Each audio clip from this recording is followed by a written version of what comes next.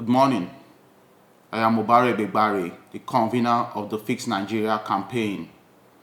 During the week, I saw a post on Facebook. We talked about how great Nigeria was in production in the 70s and in the 80s. And I know the story too well on how that came to an end. So I'll read the post before I tell you how that happened. Once upon a time, the dollar was 78 kobo. The naira was greater than the dollar. This was clearly because Nigerians were into production. We were net exporters of refined petroleum products. Today we import all our petroleum products: kerosene, diesel, aviation fuel, petrol, everything is imported. We rode in locally assembled cars, buses and trucks. Peugeot cars were assembled in Kaduna and Volkswagen in Lagos State. Today, all cars are imported from abroad. Meanwhile, we used to manufacture our cars here. Leland produced trucks, buses in Ibadan, and Anamco in Enugu also produced buses and trucks. Steya in Bauchi produced our agricultural tractors, and it was not just assembly. We were producing many of the components here. Vono Products in Lagos produced the vehicle seats. Exide in Ibadan produced the batteries, not just for Nigeria, but for the entire West Africa. Isoglass and TSG in Ibadan produced the windshields. Ferodo in Ibadan produced the brake pads and disc.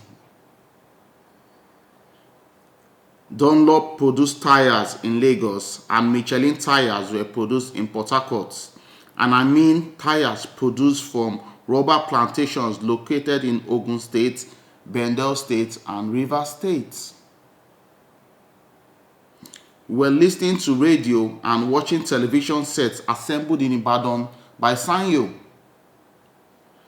We were using refrigerators, feeders, and air conditioners produced by Thermocool and Debo in Nigeria. We were putting on clothes produced from UNTL textile mills in Kaduna and Chelarams in Lagos. They were not from imported cotton, but from cotton grown in Nigeria. Our water was running through pipes produced by Quali Pipe in Kano and Duraplast in Lagos. Our toilets were fitted with WC produced in Kano and Abeokuta. We were cooking with LPG gas stored inside gas cylinders produced at the NGC factory in Ibadan. Wow, Ibadan was really a production hub. Our electricity was flowing through cables produced by the Nigerian Wire and Cables Ibadan, Nokako in Kaduna, and Cable Metal in Lagos and Port Harcourt. We had Bata and Leonard stores which produced the shoes we were putting on. The shoes were not from imported leather but from locally tanned leather in Kaduna. We were mainly flying by Nigerian Airways to most places in the world. The Nigerian Airways was about the biggest in Africa at the time. Most of the food we ate were grown or produced in Nigeria. We were producing all of the above and many more by 1980. Come on. How did we get to where we are? That we have become a nation that imports virtually everything. It's so bad that Buhari had to ban the importation of rice.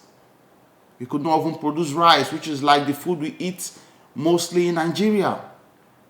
This is really terrible. All the cars are imported. To the extent that now that we are beginning to even have locally produced goods, we do not patronize them. The government cannot buy innocent vehicle and use. It's sad. But how did we get here? There's one man I will say is a culprit. That is Badamasi Babangida.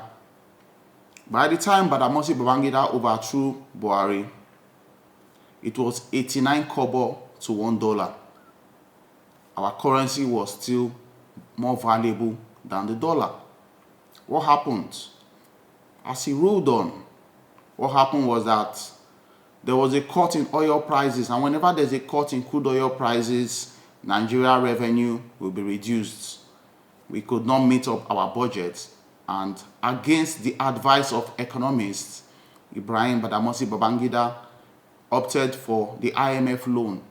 If you borrow money from IMF, they are going to give you conditions, and one of the conditions is that you devalue your naira. And Badamasi Babangida agreed to do that. IMF is not a good entity, especially to Africans. If America wants to borrow a loan from IMF, they will give them loans at an interest rate of 1%. But when African countries go there, they give them at rates of 10% interest rates. They don't want us to be able to pay that money, so we remain in their debt trap.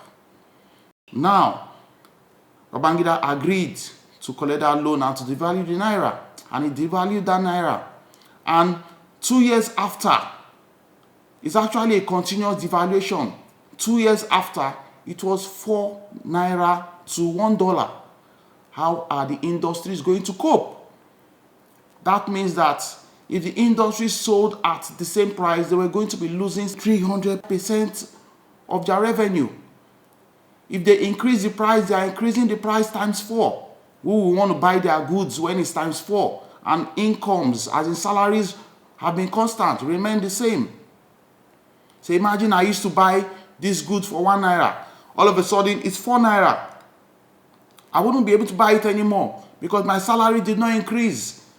Now, these companies were struggling to sell. At the end of the day, these companies packed up and they all left Nigeria. Dunlop is a foreign company. Most of these companies are foreign companies, but they came here and they invested and they employed us. They were using our resources. And Nigeria benefited more. Even the government benefited from taxes. But at the end of the day, what happened? They had to pack up and leave. And when they left, Nigeria had no option than to resort in importation. That was how Tokumbo came into Nigeria. The Igbo man started bringing tires that we can buy for like 2 naira. Instead of the 4 naira that those companies were now offering us because of our naira got devalued. But we're no longer getting brand new things. Our resources were not idle. They were not tapped. A lot of people lost their jobs along the line. That is how unemployment started. This is the genesis of the crisis of Nigeria. Hold one man accountable. Babangida is in Niger State today, living out the rest of his life. Having been that he stole so much money. By the time Babangida left power, it was published in newspaper. I think that was after the death of Abacha.